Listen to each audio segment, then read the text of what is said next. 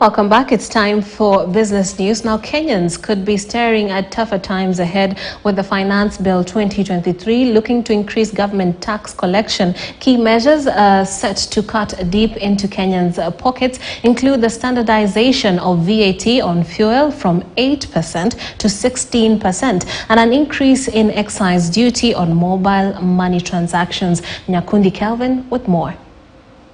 The cost of fuel has been a thorny issue for both the current and former governments due to its direct impact on the economy.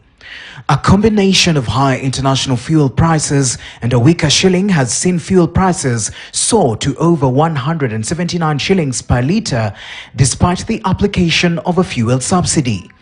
But it would now appear that Kenyans could, starting July this year, pay 10 shillings more after the Finance Bill 2023 proposed to regularize VAT on fuel from the current 8% to 16%. One of the reasons why the government may have thought about introducing or rather increasing the VAT rate from 8% to 16% is probably one, to increase the tax revenues, which is obviously the major one.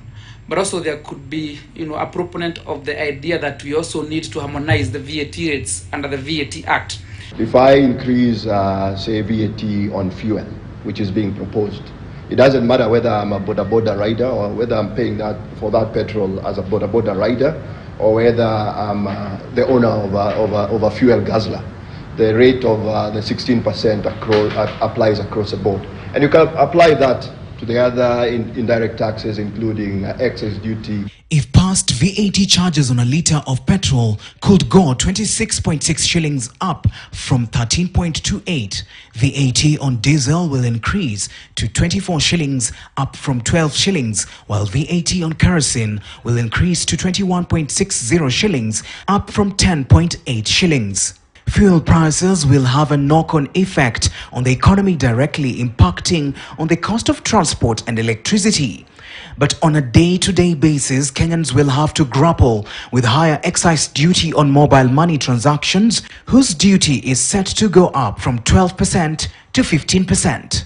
What that means is that Mama Mboga transferring money with effect from 1st of July of this year, if this proposal is passed as it is, will incur an additional cost, in terms of, that cost of transfer of the money. So if you think about it, the VAT that you're paying, say on your airtime to a Safaricom, it's a tax on you as an individual, but it's then taxed on Safaricom to collect and pay over to the government. And that's how come the governments then favor indirect taxes. Traders will also feel the pinch, with turnover tax set to go up from 1% to 3%, with a lower entry point for the tax, which is now applicable to businesses generating 500,000 shillings, a factor that could rope in some MSME businesses. The move will also push businesses generating over 15 million shillings into the 30% corporate tax bracket.